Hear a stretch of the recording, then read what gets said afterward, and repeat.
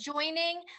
For our panelists, just so you know, this is more like a webinar where you have access to be seen and to be heard, but our attendees, which we have about 45 right now, they cannot jump in or we can't see them, but we do have a chat function, a Q&A section that they can ask questions.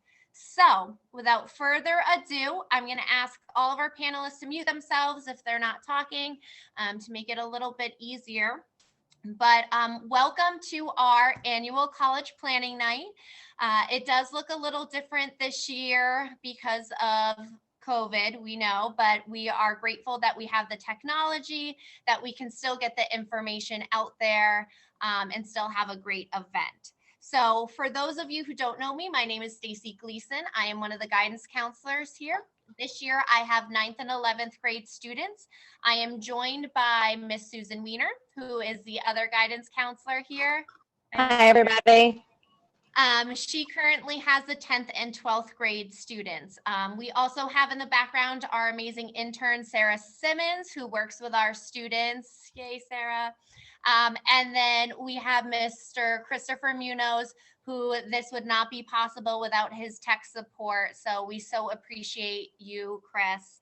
And then especially a big thanks to our panelists who have been through it all this year. Thank you so much for joining. I know this is such a busy time for you guys doing your yield events and everything's virtual. And so I so appreciate you taking some time out to talk to our students. We really appreciate it. I want to introduce you all. I will start with Yajaira Pons from Stevens Institute of Technology, our hometown girl. We have Miss Sarah Blackburn from Rutgers University. We have Linda Spangler from New York Institute of Technology. We have Arturo Arana from New Jersey City University. And then we have Carlos Cano, who is the Director of Admissions Communications at Georgian Court University, and also the former NJACAC, which is the New Jersey Association for College Admissions Counseling President. That is a mouthful, Carlos. But he has been with us from the start, as well as Yajaira and Arturo for the past 8 years. So we appreciate all of you joining us tonight. It really means a lot to us and our students for you to help get this information out. So thank you. Now, how this is going to work, it's going to be a panel discussion. So Ms. Wiener and myself will be asking the panelists specific questions pertaining to the college admissions process, as well as the college application process. Some of the questions we might have a few of the reps answer. We might not necessarily need every single one to answer every question, but I am definitely going to start off by having each panelist share a little bit about their institution, where they come from, and yes, Ms. Wiener. Just real quick, I want to make sure that you mentioned the Q&A box for families. That was next, Ms. Wiener. No, so I'm glad that's important. So she's always telling me what to do, but I need her to do that. So we do have the Q&A box, which Ms. Wiener will be monitoring. So at any time you have any question, please just pop it in there. We'll make sure to try to get to every single question. No question is too small. This is a confusing process. We will be recording this event and posting it, so you can view it if you can't stay for the whole thing. And also, please don't panic. This is not the only time we will be talking about this process. This is the start of many conversations about the college application process. So again, I am long-winded, but let's get started. I have to start with our hometown girl, Yajaira. Yajaira, if you can just give a little bit of information about Stevens, that would be great. And Sarah, we love your cat, so great coming. Hello, everyone. So my name is Yajaira. I'm the Assistant Director of Diversity Initiatives and EOF Specialist. So I actually work with two programs at Stevens, STEP EOF and undergraduate admissions. So it's always great to come by. So as you may or may not know, and I say that because I surprisingly did meet one student who never had gone to campus. So we are located in the heart of Hoboken. We are what they call a small private STEM institution that also offers humanities and the arts. We currently have 34 undergraduate academic programs and still growing. We are just tipping the scale at just a little over 3,700 students. We do have an actual college campus with residential options on and off campus that we offer our students. We have tons of social activities, not only because we're located right in Hoboken, but also near the city, which attracts a lot of students, and to have that vibe to come and go and have definitely not a ghost campus, always something to do.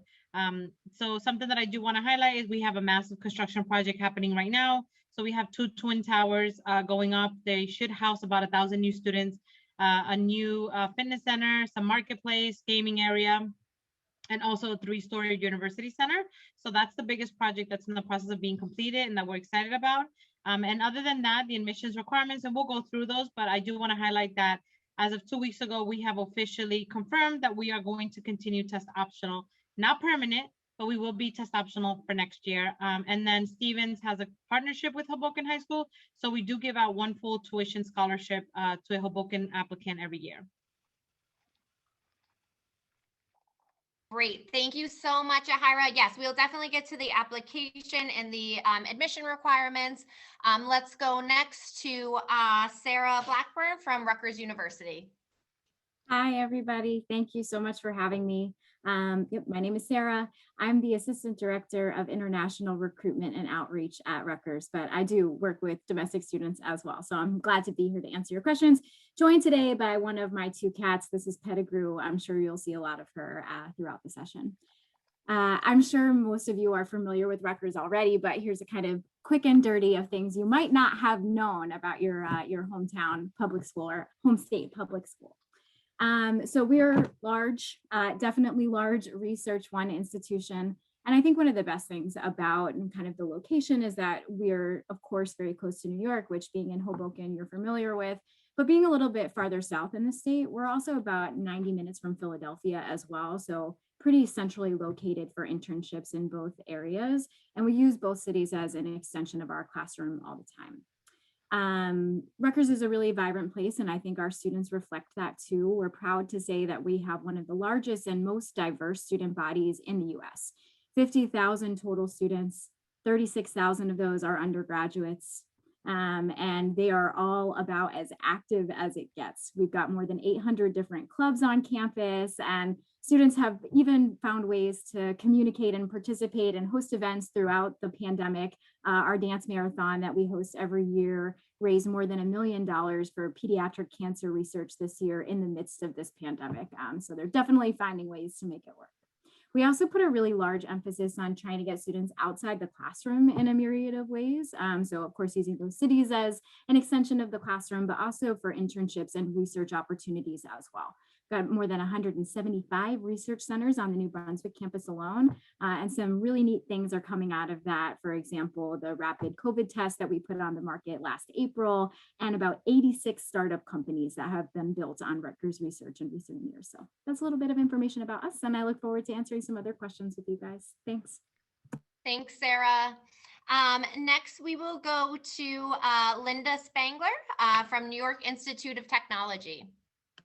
Hi, everybody. My name is Linda Spangler. I'm Assistant Director of Admissions at New York Institute of Technology. We are a 4-year private institution. We're on the medium side pretty much. So we have about, across both of our main campuses, about 14,000 students overall in total for us. So our 2 locations, one on Long Island, that's in the village of Old Westbury, on a former estate area, very, very suburban in its feel, very pretty, very laid out, about on 350 acres of that land at this point in time. And then we also have a location right in Manhattan, which a lot of our students that we get from Hoboken High School are very familiar with. You guys tend to go more towards that location in the island, although we have had a few come to Long Island. The location's right at Columbus Circle, which is a gorgeous area of the city. We do have full residential housing for the Manhattan campus and some limited residential housing supplied by the college for the Long Island campus as well. So we are a kind of multifaceted, very diverse area for our students to be involved in. So we have a lot of students from a lot of different countries and a lot of different states actually all coming in together to our two main locations with it. We've over 60 different undergraduate majors, some combined majors in the medical areas for occupational science, for physical therapy, for BSDO program, which is a Doctor of Osteopathy program as well. We're a lot heavy in the STEM area, and we're extremely career oriented, so that what you're learning while you're in the classroom, we want to make sure that's going to actually come over into the career base for you. It's going to take you to where you want to get to and be able to function that way for you. Most of our students, we find that as long as they work with our career services, 96% of them, as a matter of fact, usually have a job in hand within 6 months of graduating in their intended major. So for us, that's huge. That's where our motivation is. We want to be able to help you to really enjoy the college experience, but also make sure that it's leading you on to that career you want to go into. So there's lots that we have to offer, all lots of different clubs and organizations.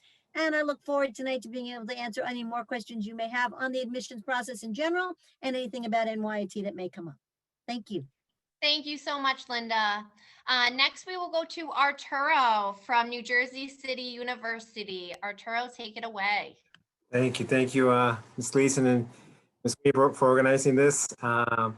It's great to see so many participants as well. My name's Arturo. I'm an admissions counselor at New Jersey City University. I actually cover Hudson County, so I'm the direct point of sorry, it's the direct point of contact for your school, for Hoboken High School, with our Office of Admissions. So New Jersey City University is located in Jersey City. We have our main campus right on Kennedy Boulevard, 10 minutes away from Journal Square. Most of you are probably familiar with Journal Square, so 10 minutes away from there. So that's our main campus. And we also have our School of Business, which is separate from our main campus. It's right on the waterfront, right on Harborside. You guys know where the World Trade Center is in downtown Manhattan, right across from it on the Jersey City side. So that's our School of Business. We are a mid-sized school. We have over 8,000 students. We're actually right down the middle. 50% commuters, 50% live on campus housing. We have 3 facilities on campus, 2 right on living facilities, 2 on campus, and then another one like from 8-minute walk, all on or by the main campus. So NJCU has been around for a little bit, so almost for about 100 years now.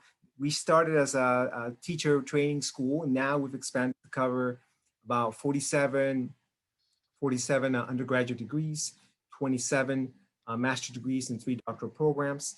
Some of the academic programs that we focus on. This is our main focus, the academic programs that we offer. If you're looking to become a teacher, right? We have our early childhood education, elementary and secondary teacher training programs. If you want to go to medical school and you would come and study biology, get your bachelor's in biology, satisfy your pre-med and apply to medical school. If you want to in the future work for an agency like the FBI, the CIA, etc., you have the National Security Studies program. Psychology, art, if you're interested in graphic design, painting, business, we have a concentration in accounting, global business, etc. So my point is we have a number of academic programs that we offer.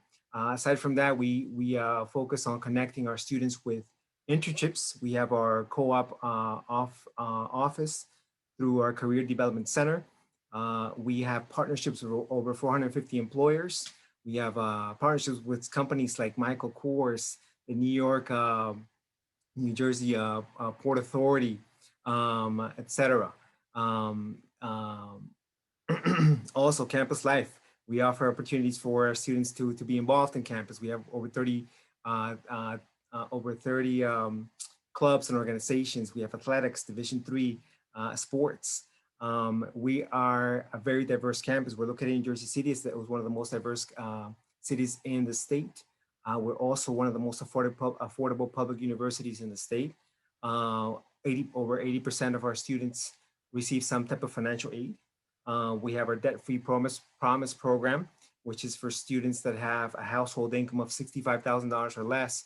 Then you would qualify for that program. It's going to cover tuition and tuition associated fees. And you would have to do that through your, the only way to know that if you qualify for that program is by doing your FAFSA. And we also have scholarships as well. So it's a pleasure to be here, and I look forward to more questions. Thank you so much, Arturo, as usual. That was great. Now to Carlos, and the reason I saved you for last, mister, is because I would like you to give a brief overview of Georgian Court, obviously, and then kind of lead us into our first question where if you could explain some more broader trends and changes in admissions since the COVID-19 pandemic. No pressure. No pressure at all. Good evening, everyone. Thank you all so much for allowing me to be a part of your panel this evening.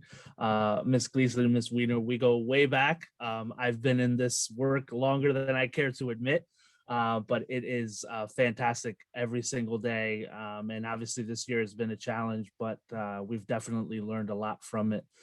So again, my name is Carlos Cano. I'm the Director of Admission Communication and Marketing at Georgian Court University. Georgian Court University is located in Lakewood, New Jersey, which is down the Garden State Parkway, right off of exit 100. So if you're a Jersey person, usually it's either the Turnpike exit or the Parkway exit. We're closer to the Parkway side. So off of exit 100 in Lakewood. One of the things that I love about Georgian Court is our location. So we are 60 miles equidistant from both Philadelphia and New York City. So in an hour, you can either, and what's cool as well is you can hop on a train literally from Lakewood, head into Philadelphia, have a Philly cheesesteak, or head up to New York and have a good old New York hot dog or a slice of pizza back home, right? And so for Hoboken, that's fantastic because you can literally hop on NJ Transit right in Hoboken and come down and see us in Lakewood. We are a small private Catholic institution.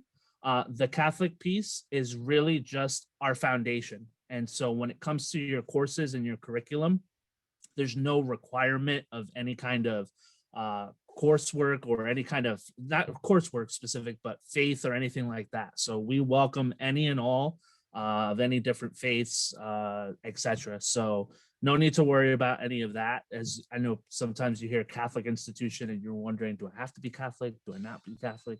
Doesn't matter. But a lot of our foundation and a lot of the things that we do both in and out of the classroom are based on a lot of the different principles from our founding. We are a total population of about 2,400 students. So like I said, we're very small. 30 undergraduate programs. So we're a liberal arts institution. So our programs, most popular programs are in areas like business, nursing, communications, digital media, among others. We are an NCAA Division II athletic school. So we do offer athletic scholarships at Georgian Court. All of our sports are very highly successful and great programs on both the men and women's side. And again, it's a very unique, a very great place. And so definitely a place that we certainly hope you will consider as you go along the search, along with the institutions represented by all of my colleagues here. And so turning to kind of the ongoing trends and things that are going on in college admission, obviously the last year has been a huge challenge. And we have all tried to navigate these waters as best as possible, given our circumstances, given what we can and cannot do. And so I think at various points during tonight's conversation, my colleagues will be able to touch base with what's going on specifically on their campuses. But I think it's very important, having said that, to really establish a communication with the institutions that you're ultimately going to be interested in at some point or another. And I think now more than ever, it's so much more critical to start that conversation earlier in the process. And what I mean by that is to start with the admissions counselors. So again, some of my colleagues that are here tonight have identified themselves as the counselor for Hoboken specifically. And so if you're interested in an institution, find out who your representative is and send them an email, drop them a note. I mean, at this point, because of everything that's happened, there isn't a mode of communication that any of us aren't on. We're text messaging, we're on Zoom, you can schedule one-on-one meetings with us, whatever the case is. So you can find that information on the web. And if you need some kind of help or guidance, I know that Ms. Gleason and Ms. Wiener will be more than happy to point you to that as you do that. And so that's definitely one of the things. Communication more than ever has been very key. So someone in my specific role has been very hard at work in trying to really find the best ways of communicating with you all and finding what really resonates. And I know that all of my colleagues that are here at their respective institutions are finding all the different ways that they can engage and communicate with you. But at the end of the day, I know that everyone is working towards being able to have on-campus experiences, which is what we know on our side is what all of you want. We've seen a bunch of survey information, and there's a lot of data and literature out there from the last year that really tells us that all of you want to be on our campuses. And so I can tell you from a Georgian Court perspective, we were very fortunate because we're so small as well, that we were able to keep our campus open for visitors all throughout the year. We remain open. We actually are really excited to be able to host an accepted student day on campus, which will be limited in number and will of course be following all of the rules of social distancing and mask wearing and things of that nature. But not every institution for one reason or another is able to do that. And so again, I can't emphasize enough how important it is to establish those communications with the institutions that you're interested in, so that if they're open, great, come on campus, find out more about them. But if not, this way you're in the know as to when you can potentially visit campus in person, but at least you have a name and a face to the institution that you're interested in. Thank you so much, Carlos. That's all really important. And I'm so glad that you drove that home.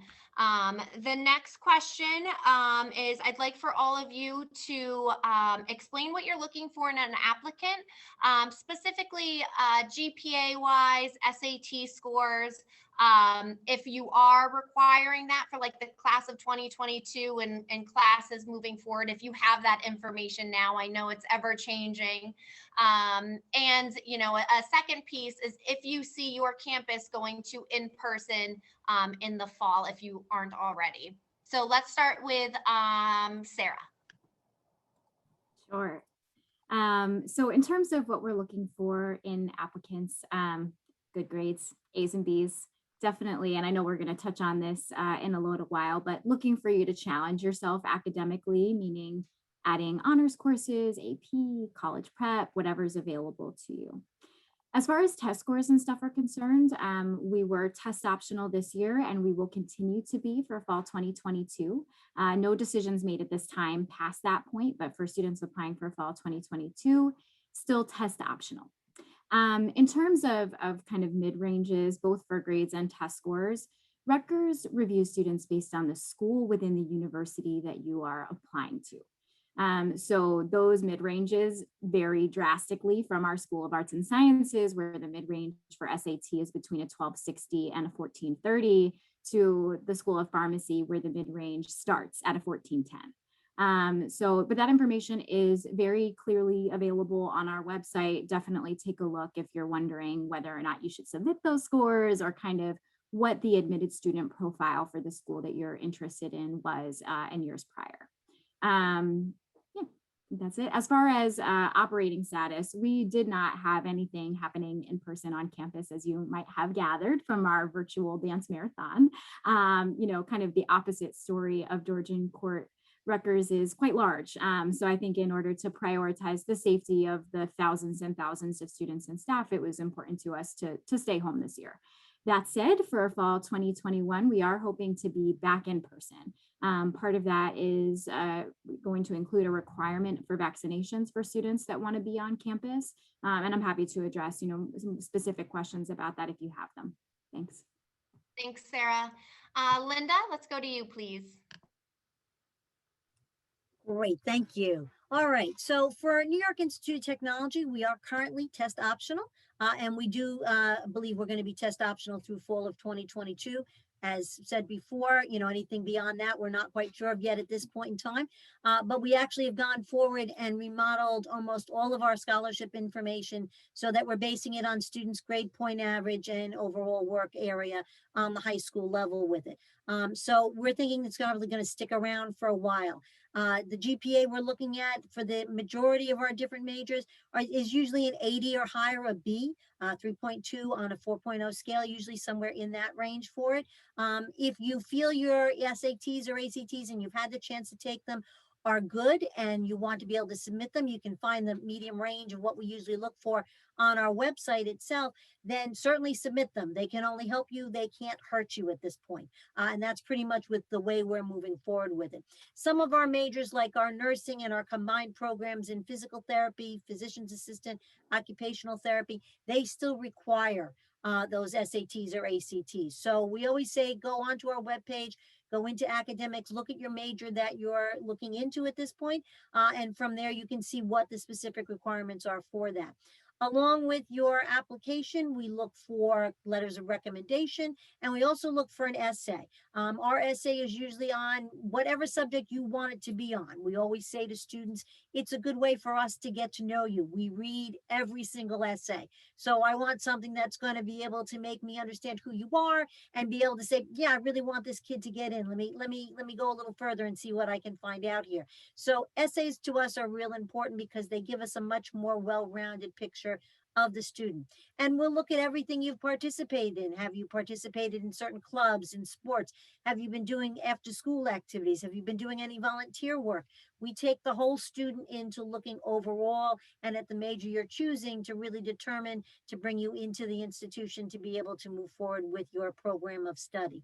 And just to address what was said before, we have been pretty much on a hybrid area for us at this point in time. So some students on campus, some students all virtual, mainly for our lab students have been the ones that have been on campus because we do have a full med school on our campus as well. So what we've started to do now is been able to open up campus back up for tours. So we are actually allowing tours of the campus 1 day a week given by our student ambassadors at this point. And again, you can find all that information on our webpage. We all hope it's going to be more in person coming for the fall, but yet they haven't made any specific protocols yet for what that's going to look like. So we'll see, I'm sure, as the numbers and everything's change over the summer and all of that area with the vaccinations roll out, exactly where we'll be at. And I assume we'll know more probably somewhere by midsummer for that. Thank you. Great, thanks, Linda. Let's go to Yajaira. One question I want to add on that if Stevens is test optional or any other school is test optional, do you have additional requirements aside from like the letters of recommendations and like the required essay? Okay. So we went test optional for the first time ever because we wanted to be flexible and of course taking into account everything that was going on. But we did not require additional additional materials or any supplemental materials. But I do want to highlight that even though an institution is test optional, we still have parameters that we look at. So this can go one or two ways. I have students who threw in applications with a 950 and that's just not going to cut it. And then we had students who shouldn't have submitted, who submitted them, and then some students who had really high SATs and didn't. The point is that we do have a formula in place, by the way, I also want to highlight, to be awarded financial aid or merit scholarship. So I know that that's always a concern if they go test optional. So we do not require, but we do pay very close attention. So Steven still manually reads all the applications. So we are looking for challenging course loads. So we are looking for honors, AP, IB, extracurriculars. We do want to know what you're doing with your time, any hobbies, anything you've been doing the last 4 years. Of course, we read the recommendation letters. Your essays are also, like Linda has stated, they are a different perspective into who you are. With that being said, something that we also pay very close attention to, we have in the past, but more than ever now, because everything is virtual, is your demonstrated interest. So attending a high school visit, attending a virtual info session, there really is at this point no excuse. Now, I do get the feeling where students are like, but I've been admitted, now I need to see the campus. I want to get that feeling. I get that part of it. But really, while you are now a junior, sophomore, there is no reason why you shouldn't take a virtual tour or attend a virtual event. And Stevens actually tracks those, and we actually give you what they call bonus points at the end of your application. And we have so many that there really is no reason why you shouldn't. Other than that, I will say this. If you do go test optional, great. If you are deciding to submit scores, our mid-range last year was between a 1350 and a 1480. So 25% of our students came in under and 25% came in over. We do take ACT or ACT, we don't have a preference, and we do super score. For anybody interested in our EOF program, those are 1150 to a 1290. That's sort of the parameters that we look at, and we can be a little bit more flexible. But same as Sarah, we're normally looking for students with A's and B's. We'll always look at all 4 years because we do have students who have like a bump in the road. And so we don't want to say that we'll dismiss that application because we do have conditional programs. Other than that, we are, and we will evaluate you directly for your major. So Stevens is not one of those institutions where you're going to apply undecided and then we'll decide later on, or you get in and then you have to take a year's worth of work. You're actually being evaluated directly. So for any of my science majors, computer science, cybersecurity, we do heavily look at your math and sciences. And for arts and humanities, we don't necessarily focus on the math and sciences like our other programs. And we did go hybrid as well. So we offered the students the option to do hybrid. First year freshmen and some first year transfers were the only ones given the option to live on campus and do that hybrid. Everyone else had to do virtual. This year, actually for spring, they opened up the doors just a little bit, but of course those students are being tested weekly, just like staff and faculty. We are going once a week, so we're not full on. And the only students that we offered the opportunity were seniors. Restricted, 8 per every 2 hours. So a group of 8 where we can do it on campus, but you're not, I will say this, you're not getting access to all the facilities. It really is just kind of like a clear cut campus tour. And we hope to open those up again sometime in May for our seniors and their family. They can bring one family member. Great. Thank you so much, Yajaira. And you did mention the EOF program, which will be our next question after we hear from everyone. So thank you. And something that everyone's bringing up that I just want to be clear about, we are giving you very general ranges right now. And, you know, every program could definitely have different requirements. So as Carlos said, communication with the university you're interested in to make sure that you're getting all of the specific information you need is going to be key. So I'm going to hand it over to Arturo. Thank you. So to be considered for regular admission to NJCU is you must have a B average, at least a 2.75 cumulative GPA to be considered for regular admission. We do like most of the other schools, most of the other representatives have communicated to you. We also use a holistic process. We meaning that we require letters of recommendation and also a personal essay as well. We're SAT optional, so we do not require the SAT or the ACT to be considered for admission to the university, and that's going to be the case moving forward. So we are now SAT optional. In terms of qualifying for merit-based scholarship, it was the case that it was required prior to the pandemic to have essay test scores to consider students for merit-based scholarship. That was actually that requirement was exempt for this year. I don't know if that's going to be the case for 2022. I'm not sure yet.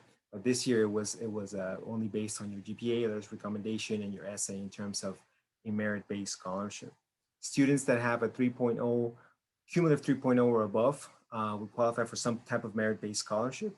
We have scholarship award amounts between $4,000 per year up to the full cost of tuition and tuition associated fees, which is approximately $13,000 per year at NJCU. So we offer a range of opportunities for students with for students that have in relation to their academic performance, right?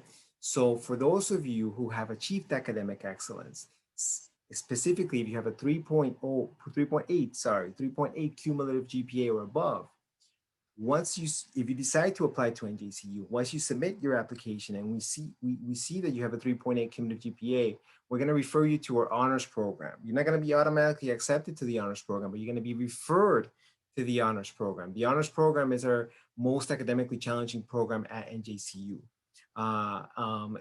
There's limited capacity. For example, this year there was only 60 spots available and over 400 applicants. So it's a very selective process. The benefits of these programs are that it's a cohort of students with top academically challenging, top academically performing students, challenging coursework. It's a university sponsor annual sponsored trip abroad. Obviously, this past year that wasn't realized, but for next year they're shooting to go to Germany. They've been to Peru. They've been to Spain before, so they have these educational type of trips. So that's some of the benefits of being part of the honors program. For those of you that have struggled academically, we also recognize the need to be a resource and provide opportunities for students. I mentioned that the regular admission requirement for NJCU was a 2.75. If you have a 2.3 to a 2.74 cumulative GPA, still apply to the university, because you're going to be considered for for possible referral to one of our academic support services programs like EOF and another program called Summer Bridge. So again, we offer, we want to cover a range of students, academic backgrounds. Me personally speaking, back in high school, I didn't, my GPA didn't speak to my capacity, to my level of capacity, academic capacity. So we understand that. So for example, for students that have achieved, have struggled academically, there is a possibility for a second chance. So if you feel that your GPA is low, definitely still apply to see if you might qualify for one of these academic support services programs. Yes. Great. Thank you so much, Arturo. I think I want to add there, Mrs. Gleason. Sorry. In addition to using the college websites, we also have lots of data through Naviance that will show the average GPA and test scores of Hoboken high school students who have applied to the colleges. So that's another piece that we can utilize. Ms. Wiener, you just cut out the beginning. Can you just say the first part again? I'm sorry. So sorry, just another, thing to keep in mind in addition to the college data regarding their average GPAs and what they generally accept, middle 50%. We have data that students and parents can access of the average GPAs and scores that have been accepted from Hoboken high school students over the last 10 years or so. So there's lots of stuff we can use to show our families, what is needed college by college. Great, thank you. And in addition to the GPAs, it also lists, the majors, the minors. So there's a lot of information on Naviance and directly on the university's website. So it's really important to, again, reach out to reps and see what their website has to say. Carlos, it's like a NFL snake draft because I'm giving you a 2-point question again. So the first, obviously, if you could let us know what Georgian Court is looking for in an applicant. And then if you could briefly describe the EOF program. For our listeners, the EOF is going to be slightly different at each school as far as GPA and SAT scores and that sort of thing. But for the most part, it's a fairly common procedure at every school with similar documentation. So we, unless a school is wildly different and And Linda, you know, for NYIT, unfortunately, you do not offer that for New Jersey students, but don't worry, you're on deck. I've got another question for you after this coming up. Not a problem. Yes, because we're in New York. We don't qualify for that. We have a different program for New York State residents. Exactly. HEOP, right? Is that, yeah. Okay. All right, Carlos, you're up. Thank you. So at Georgian Court University, our average accepted student has about 3.0 to 3.25 GPA. So just to kind of give you an idea and gauge where our students tend to come in. Of course, the most competitive program on our campus is our nursing program. So students coming in for that program typically are coming in with GPAs of 3.5 or better, with strong grades in the sciences, specifically biology and chem. To be specific, Georgian Court University is test optional and will remain test optional for the future. And so you don't have to submit your test scores, but I can tell you that our average SAT is roughly around a 1050, and our average ACT score is about a 20. So again, you know, based on that information, you can make the determination, I think in conjunction with suggestions and recommendations from your school counselor in terms of whether or not you want to apply to a school test optional. So definitely have that conversation.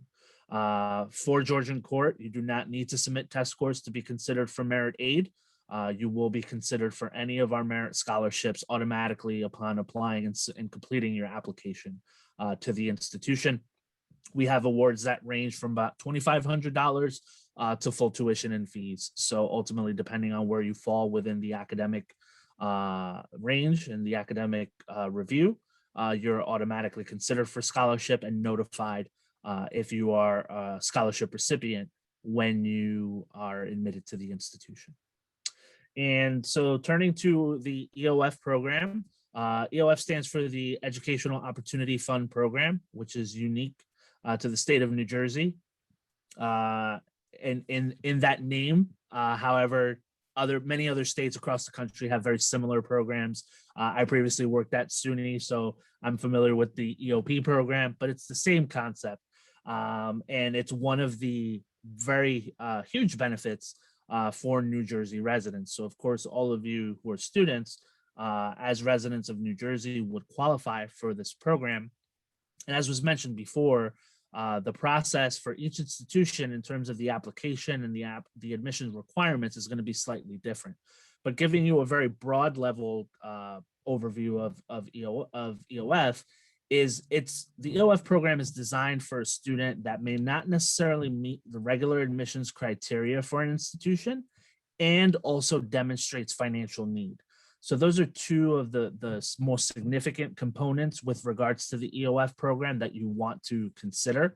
And beyond that, again, it's really just based on the institution, right? So the requirements for EOF at Georgian Court will be very different from what they are, say, at Stevens or even at Rutgers. So that's why, again, it is so important to begin to have the conversations about whether or not, number one, if you are potentially eligible for an EOF program, and that's a conversation that you would have with your school counselor to determine that, because again, you're looking at academics, but also the finances as well with regards to financial aid, because there is financial aid that's attached to being in an EOF program. So have those conversations, and then of course have the conversations again with the institutions that you're interested in.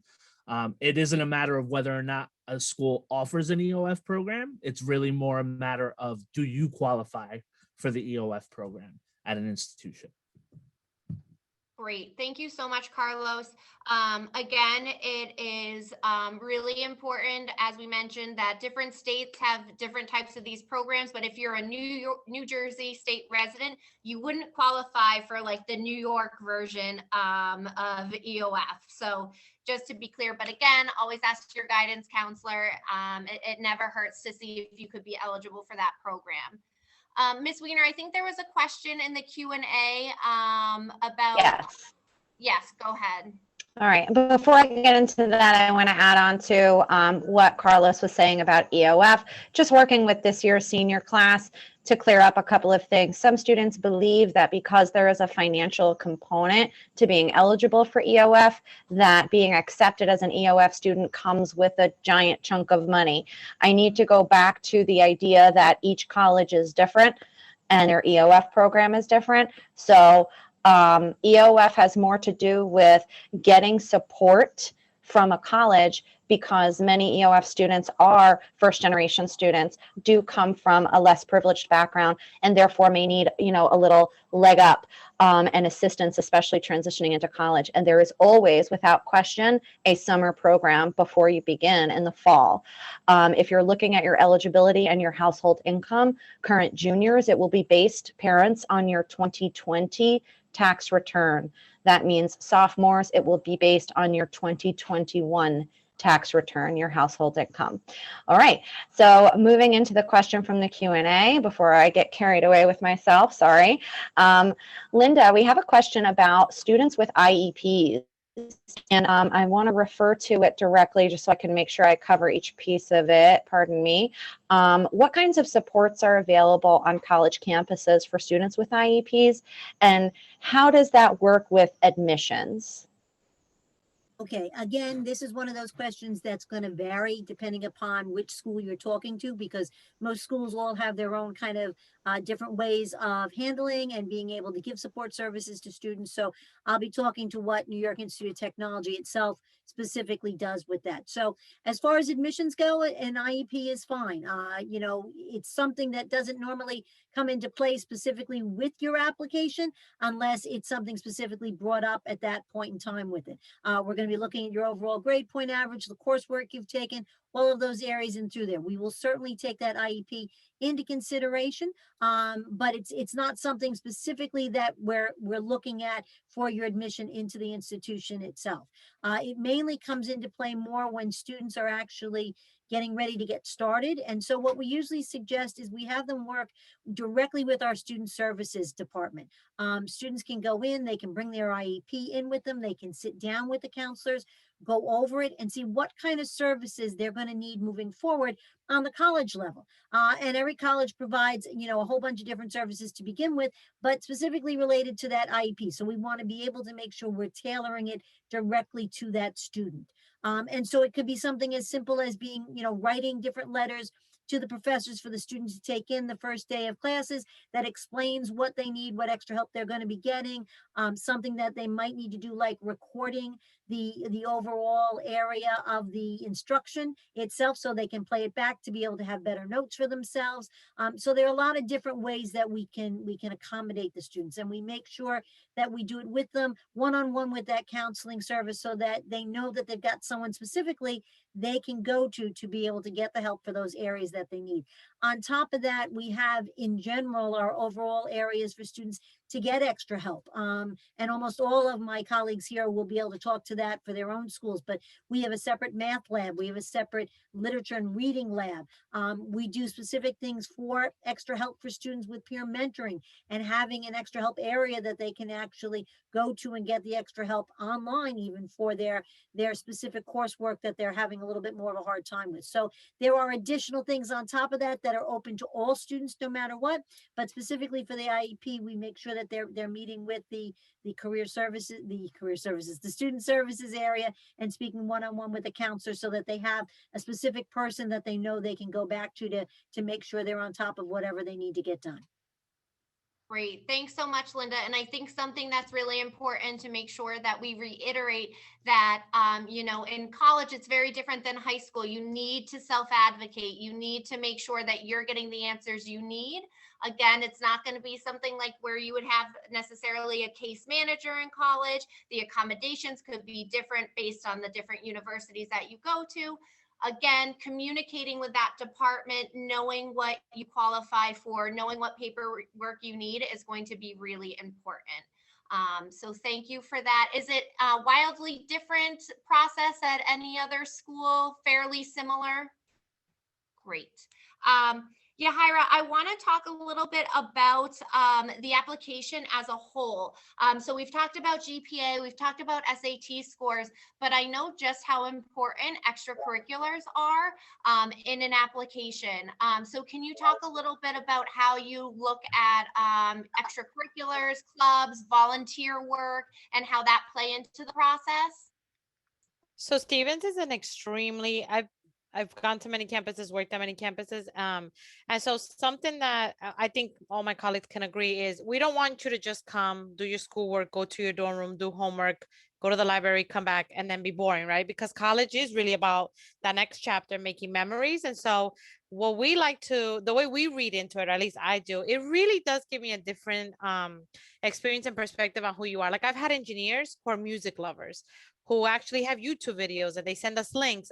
Students who into photography and yet they want to be a computer science, and and immediately people have these biases and stereotypes. They're just students who want to sit behind a computer, and sometimes it's interesting to know. Like I have students who are first gen or just got to the country a few years ago, and so they have hit the ground running. They joined a couple of athletic teams. They're doing community service, and then we have students who they have very minimal to nothing listed, and you'll ask them and it's because they're responsible for grandma, they're responsible for helping in mom and dad's business. And so I'm a first generation Hispanic student, and so I relate to those things, right? Because that doesn't mean that you didn't want to get involved, you just couldn't, right? Because you have responsibilities at home. And so regardless, I think that overall an institution is looking to see what else are you interested in, what are your hobbies, your likes, your dislikes, what gets you going, where your creative juices. I have a student who told me that they couldn't stay after school because they were responsible, but does all this sketching and then started like a mini tutoring thing over virtual over the whole pandemic. And I was like, oh, see? And so she was like, I'm a very severe introvert, but here I am offering these services for free. And she's like, for younger kids, so that she can help out because she knew the neighborhood needed. So see, those are things that it's like, wow, you know what I mean? Like you're the next best thing, and that's what we want. But for me, it definitely lends an eye out. What I do want to highlight for the recommendation letters is I really would love the students to really make the effort, first of all, in high school, just like in college, because you'll need these recommendations, to really get to know who your counselors are, to really get to know those teachers. For us, I can't tell you how many times students are like, well, I had to ask my calc teacher because I'm an engineering interest. And it's like, but your art teacher sends like a fourth recommendation letter, and it's so awesome. And it talks about this project you did in art class. And so I always tell students, I don't think you should focus, right, or align it with what your intended major is. I think you need to work on those relationships. Sometimes they're easy, sometimes they're not. And other than saying, hey, Ms. Gleason, you have to write a letter because you're my counselor, I have had students say, and I've had counselors write to me, say, hey, I really don't know the kid. He barely came, but the gym teacher wants to write a letter, but the coach. And I'll take that because it offers me a different insight. And also give them information to write on the letters. Sometimes I feel like I'm missing a puzzle piece, or something's not adding up, or sometimes it's very clear and cut that you don't know the student or that they didn't make the effort. And so we still read them, believe it or not. And I think all my colleagues can agree. We read them, and I'm gonna be honest with you, we had over 1,000 more applications, and even just in EOF, because I have 2 different applicant pools. Sometimes they all sound alike, sometimes they're just very blah, that I'm like, okay, next. Like there's nothing exciting, right? Nothing. Nobody wrote nothing exciting. You didn't write nothing exciting. It's just kind of hard that you stand out, right? Because then I'll go to committee and I'll be like, but I don't remember what Stacy wrote. And I'm like, okay. So those are the things. Just think of it as let's say we never meet you, and this is all we have is you on paper, quote unquote, right? So I think that, make sure that you write enough, that you write about yourself. It's your time to shine. And I do think that it's important to make those connections and write everything. I tell students, even if you did 1 year of soccer, I had one girl tell me that she tried it because she was overweight. She just wanted to get active and she hated it, but she found her like in something else, right? That wasn't athletic. And that's cool. Totally cool. We want to see what you're doing with your time. And then do not be ashamed. I can't tell you how many times students are like, oh, but I can't do anything because I have to babysit, and that's okay. That's a responsibility. That is something you do with time, and you should highlight it on your extracurriculars. I don't know if I answered your question. You definitely Okay. did. You answered the recommendation question, which was coming up in a little bit. So thank you for that. And I think what to take away from that is, sometimes it's more valuable to see a few extracurriculars that you might be really passionate in rather than like an hour, say a month in 100 different extracurriculars, because that comes through on an application too. The reps really know if a student is passionate or if they're maybe just checking off boxes like, oh yeah, I did that because I attended a meeting here or there. So thank you so much, Yajaira. Sarah, I want to go to you, and then Arturo, I have a question for you. Sarah, what is more important, GPA or rigor of curriculum? You know, in other words, is it better to get a B in an AP class or an A in a college prep class? And I want to ask specifically for Rutgers too, just because you are a much larger institution. So maybe, I know you guys don't require letters of recommendation, so you're really focusing on the academic piece. Yeah, thank you.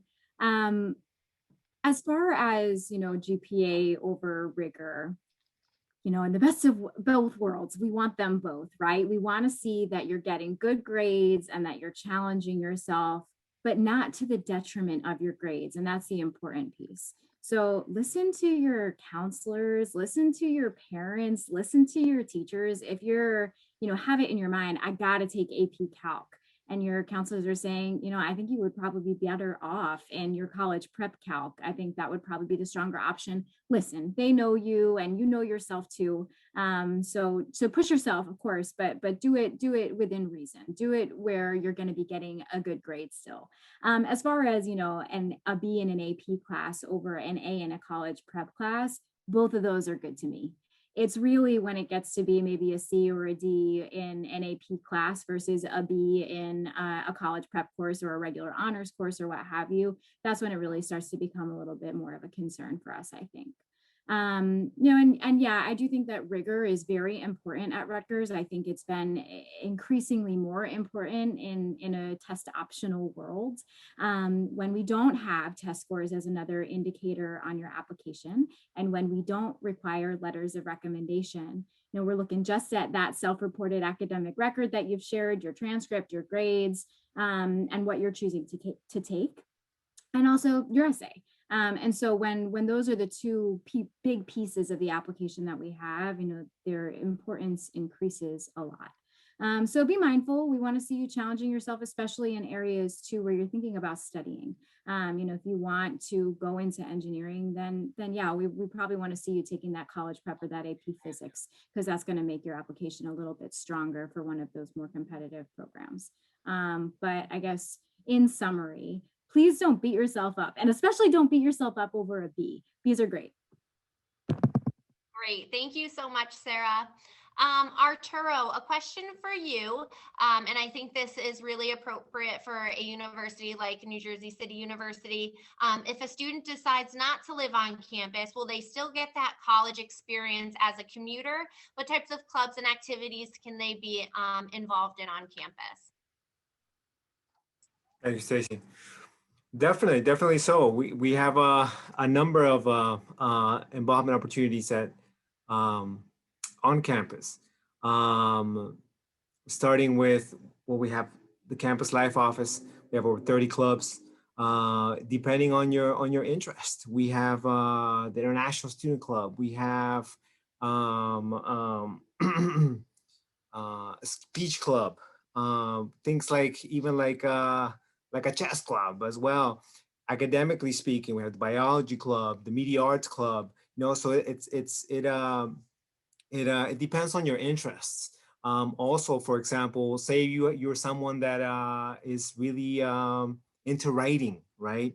Even though English might not be your major, even though you might not have done this in high school, maybe you're really into writing. We have the Gothic Times, which is the campus newspaper. You could become involved writing an article on for it. We have, for example, students that are contributors to the Gothic Times are from a variety of majors, biology, education, etc., whatever, art, whatever it may be. So there are plenty of opportunities to get involved. We have fraternities, we have sororities, we have intramural sports as well. Say you're into sports, but you're not you're not participating in any of the organized athletic programs, you could play soccer, you could play basketball, you could play volleyball in one of the intramural leagues as well. And these are huge. These are huge kind of these are huge opportunities for you to, like the other counselor were saying a little bit ago. You know, it's the college experience wherever you end up going. It's not just, don't get me wrong. You know, academics is, yes, of course it is, but it's not the whole thing. You know, you want to combine it with social experiences as well. Specifically speaking to involvement opportunities like being part of student government, being part of clubs, organizations, fraternities, sororities. You're going to be part of a group. You're going to be communicating with others. These experiences are going to be helping you improve your communication skills and also build a network on campus, for example, with other students, with staff members, with professors. You might get connected with a potential mentor, right? Maybe one of the leaders at one of these clubs or organizations could become your mentor. Maybe within your academic major that you're focusing in as well. Another thing that I mentioned before was internships, right? These are other ways of becoming involved. Internships are huge. Internships are basically opportunities for you to, as a student, to work at a company, at an organization, for a semester or two. And you could be part, like I said, for example, us, we have a partnership with over 450 organizations. And even if we don't have a current partnership, for example, one of my coworkers, when she was a student at NJCU, she was interested in becoming in law enforcement, in becoming a police officer, right? And she grew up in Union City. We didn't have a partnership with Union City High School. So she established that partnership with herself with the co-op office and the Union City Police Department. And now, you know, other students at NJCU are able to benefit from that experience. So when you're getting those practical skills, working at a particular company or organization, you're also going to you're going to have coworkers, and you're going to develop your network. This type of experience, once you're getting ready to apply for a job close to graduation or right after graduation with your college degree, are gonna serve as professional references, right? Because you're gonna have a supervisor, you're gonna have a boss, and if they see that you have a good work ethic, if they see that you are somebody that wants to learn, wants to, you know, you're adaptable, you want to progress, they're gonna vouch for you. Who knows? Maybe there's gonna be maybe there's an opening at the time that you're about to graduate, right? If there is, cool. That might be that might be your foot in the door to be able to get a position in that internship. Say there isn't. People know people, right? Maybe there isn't an opening for a position at the company that you did the internship at, but that person knows another, you know, might know somebody else at another company who where there might be an opening, you know, and that person, having seen again your work ethic, your ability to want to learn, want to adapt, is going to refer you. It's going to refer you to that other hiring manager. So again, those are the different types of opportunities available, not only in NJCU, but across the board at all universities and colleges. So definitely take the advantage of getting involved. And again, it's about you. It's about your interest. And college is an opportunity for you to explore. You're gonna get that. You're gonna get that. You're gonna get to do that while taking the classes that you're interested in, and also picking. Whoa, the international club looks interesting. Oh no, maybe the biology club. You know, that'd be cool. Yeah, or participating in some. For example, we have a music department. You don't have to be a student in the music department to participate in one of the ensembles there. You can. Yeah, you can also take part, even if you're not a music major. So the opportunities are endless. Again, Yes. by you and your interests. Definitely. Thank you, Arturo. And you brought up a good point, you know, talking about extracurriculars and also transitioning. Obviously, college is the next step, but then after that, it's real world career transition. And so Linda, if you could just talk briefly about the career services offered at NYIT and how that process works, that would be great. Absolutely. So career services for us is a very, very huge part of the entire college landscape. We look at it as making sure that at least by their sophomore year, students are getting into career services, getting to know what career services has to offer, the different tools that they have out there to be able to use. And our career services stay with our students throughout their lifetime. So even once they graduate and they have their job that they want and they're doing great, they may wind up having a career path change, or they may decide to be looking for something new. They can go back and rely on our career services to help them find out different areas that they can actually partake in. One of the numbers I originally started with was how really well our career services works for students. So that 96% of our kids, as long as you're working with career services, we found through our surveys actually have the job that they want, usually within 6 months of graduating from the college in their intended program of study. I'm sure it's a little different now with the pandemic, but we have at least been able to see that students are still using, as things are starting to open back up again, using the tools, using Handshake that we have, that we employ with students, using the facilities at campus still to be able to access, even though it's through video conferencing, how to rewrite their resumes, how to get it in the right area with it, how to be able to actually do a video conference for an interview. So they actually do mock series of those to be able to get students more aware of it, how it works for you, how you're looking on screen, how you come across that way. So it's all new tools as well that the pandemic has kind of forced us into, to get students to kind of even gravitate a different way to looking at how they can go on to that area that they want to be in as far as their career goes. The main portion, I think, for all of us is that we want students to be able to come to the college and enjoy their college experience. We get all of that. We want you to be able to participate as much as possible. But we want you to be able to make sure at the same time that you're working towards that goal of what career you want.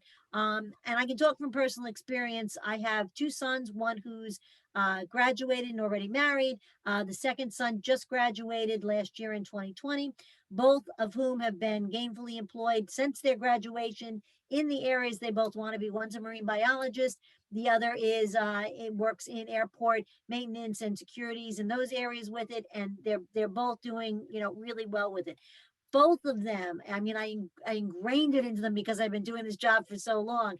Both of them knew that sophomore year was the deadline to get into career services and start to get to know them. And it really works out well for students. So take advantage, whatever school you're interested in, look ahead of time of what their career services are going to be able to give you. And you can see almost all of us will have it right on our main web pages. You can just type in the search career services. It'll bring up everything that they're going to be able to provide you with, because it's real important to make sure that not only are we trying to provide for you the right environment while you're in school, but we want to make sure that it's going to lead you to that right portion once you actually graduate. Thanks, Linda. Again, I am hearing, advocate for yourself, get involved early. No one's going to be chasing you down for a job. So make sure that you get to know the offices on campus where you need to have them get to know your face and get involved. Real quickly, I have just another question or two, but at this time, I want parents to really fill up the Q&A box with any questions that they have. We will work on answering them one by one. I just want to make sure that we don't miss anyone, as we wrap up in a little bit. But I want to ask Yajaira and Sarah, specifically, that we have a few high school students that might want to take a course over the summer, and not related to like a pre-college program, but more so like an actual course, say in like calculus or physics. Is that something that they can do through your university? And if so, is it credit bearing? And how does that process work? So Yajaira, if you want to start. So we do only offer pre-college programs for non-matriculated students. We don't offer that option. I know other schools do, but we don't.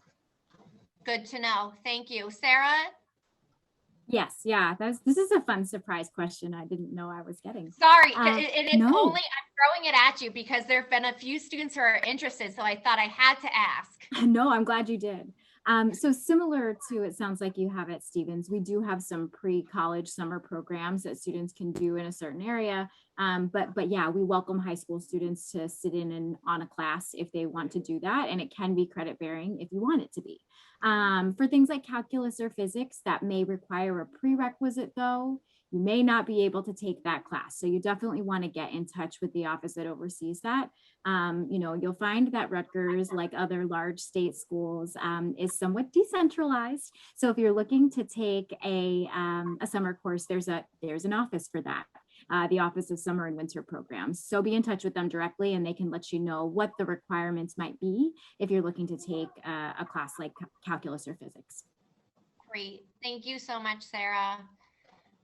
Is it different at any other university? I think it's probably pretty similar across the board as far as matriculated students and the pre-college programs.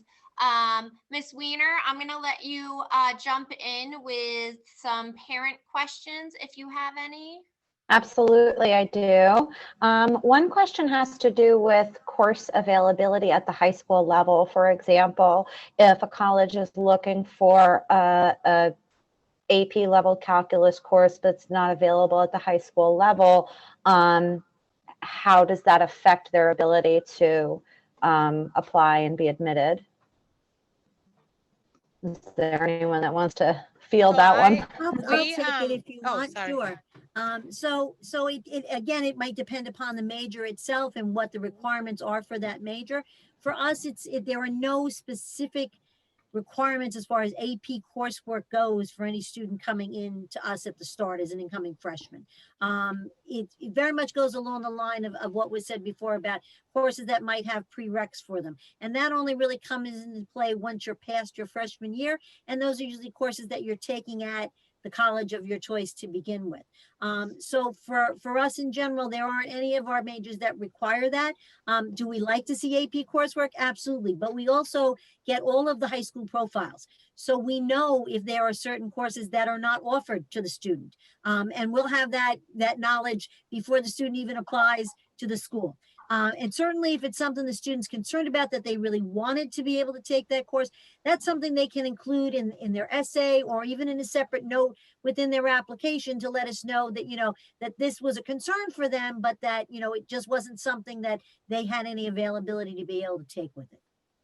Great. Thank you so much. Yajaira, And we can add. I'm sorry, Ms. Wiener. Go ahead. Yajaira was going to jump in.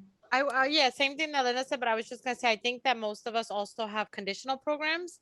So I think where really is important is to highlight, for instance, like we look very heavy on math and science courses, but like I've had you and Susan email me before and say, because of the schedule, the student was not allowed to take physics. So what we can do is do a conditional admit, and then they can do it online. They could do it through we give them some time to get it done. So that's always cool because we know, things happen, schedules fill up. So I always just tell students, always, of course, check what your requirements are and then check with the counselor. But you should, like Linda has said, that's definitely something both the counselor and the student should make mention of it in their application as to why they weren't able to quote unquote finish or complete a course. Absolutely. And you have been so helpful to us and, to the parents and students on the call. Our relationships with these representatives and our ability to reach out to them is a big part of this process, and we appreciate them so much. In addition, when it comes to scheduling and things like that and figuring out coursework that certain colleges may be looking for, Mrs. Gleason and myself are, magic workers when he can be. So we'll figure something out. But here is what's key. And I say this to class after class after class of students, and the ones who listen will have a huge leg up. Knowing where you're going to apply before your senior year begins is everything. Pausing for effect. So knowing what these programs want before you sit down in your senior classes is everything. You don't want to be sitting down to your application or on a school's website in November after the drop ad period is over going, oh, I needed a fourth year of science, or I needed physics, for example, for Stevens. Don't put yourself in that position. Everybody that's here with us now is taking the first step to being in a great spot come senior year. So that's what's crucial. If you know where you're going to apply, you know what the schools are looking for. So that's my moment. Next question has to do with taking those summer programs that we talked about. In my experience, the question was about a 10th grade student.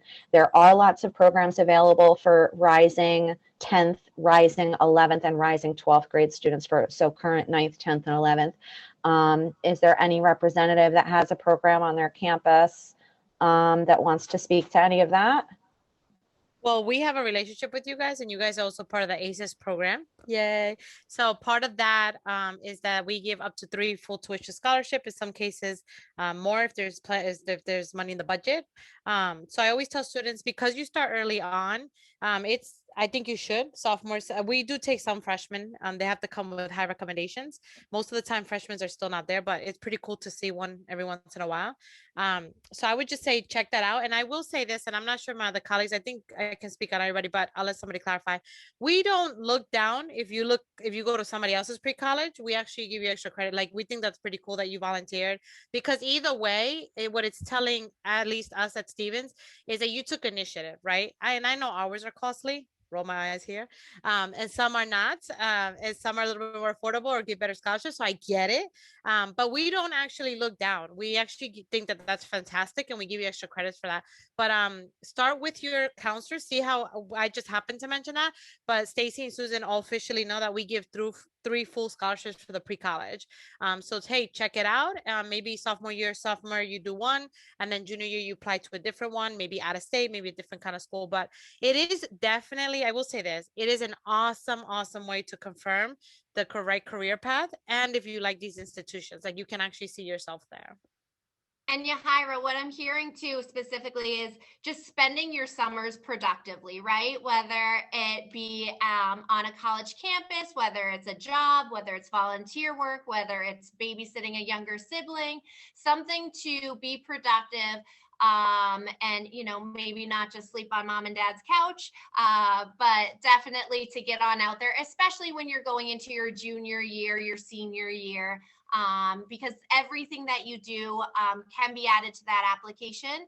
So that's really important to start looking for those types of things. Absolutely. We had, just so you know, we had a student, quick story.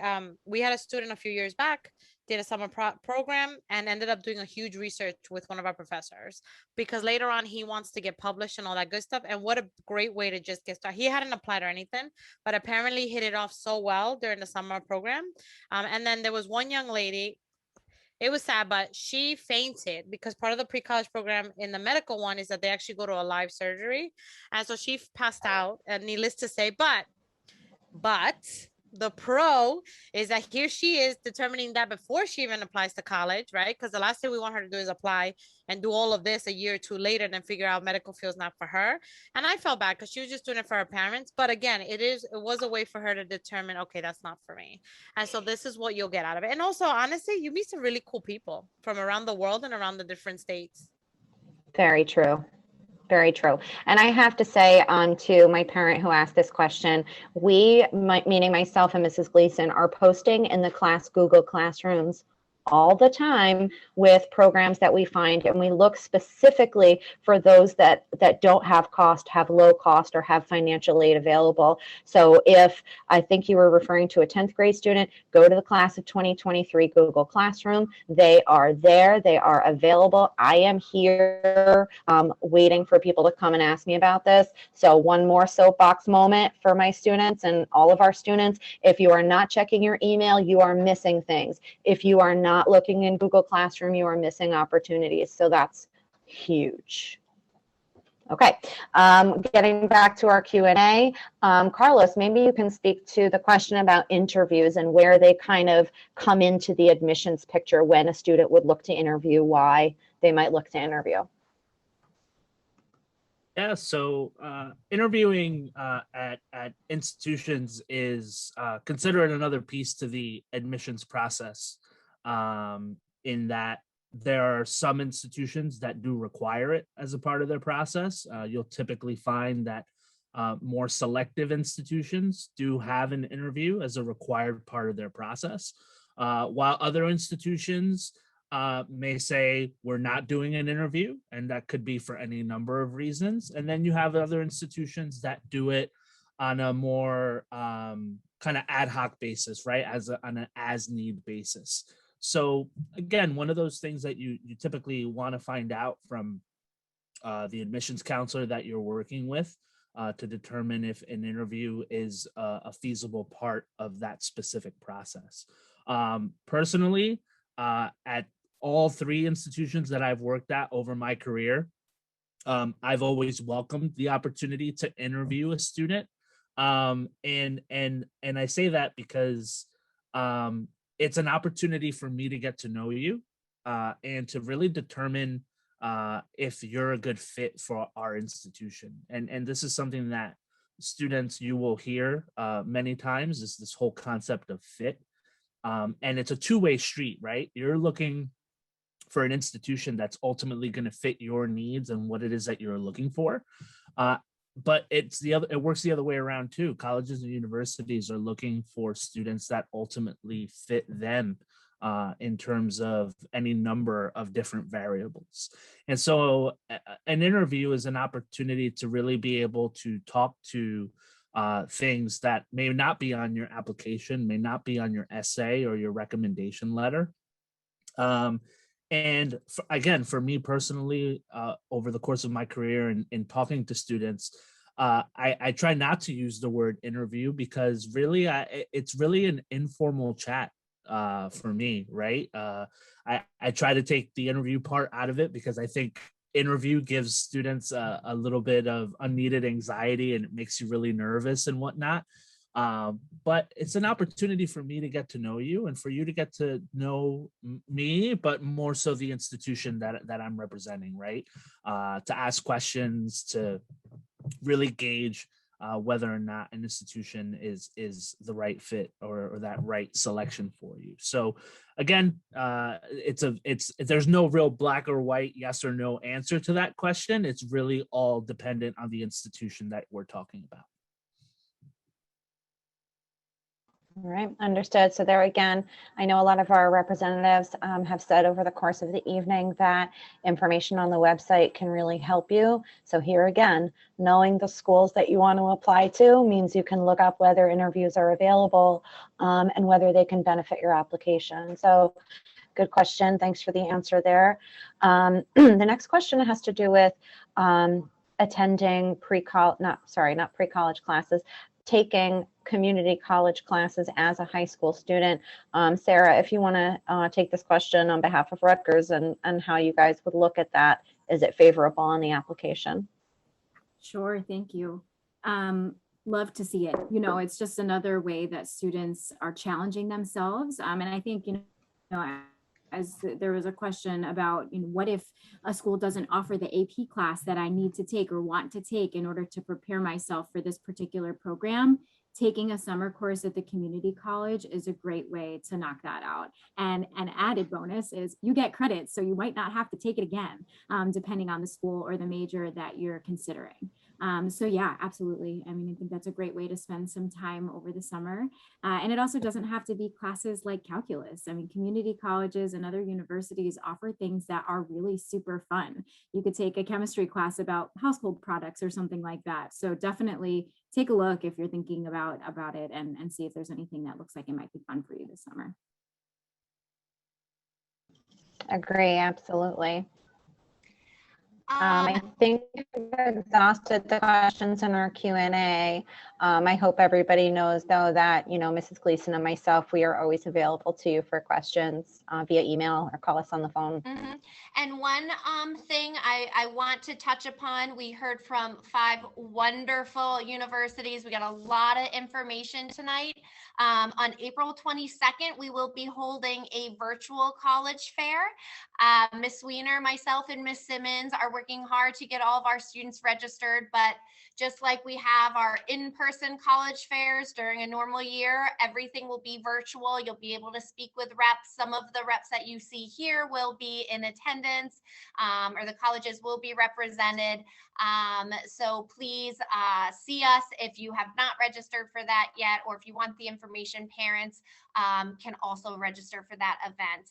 I cannot thank our reps enough. It is such I was an admissions counselor before, so I know how these night events stacked on a full day can be exhausting.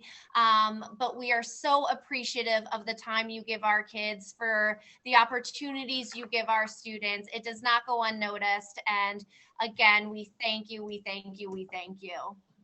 And we have to thank Mrs. Gleason as well, who thanked everybody else and doesn't want to take any credit, but she put all of the organizing into tonight, and we really, really appreciate all of that coordination. It's not easy. So thank you, Mrs. Gleason, on behalf of the community, for putting this together for all of us. I'll let you buy me dinner, Miss Wiener. Should have kept my mouth shut. Thank you everyone for attending. I'm gonna double check our Q&A. Oh, thank you. I appreciate all the thanks from our parents and students. Thank you for being here with us. It means a lot to see the see people show up when we put the effort in. So that means a lot. And thanks everyone, Mr. Munoz, for putting together our tech in this Zoom world. Yes, I feel like we're Everybody have Academy Awards. Who else can we thank here? I'm going to Disney World. Everyone stay safe and healthy. And again, if you have any questions, please feel free to reach out.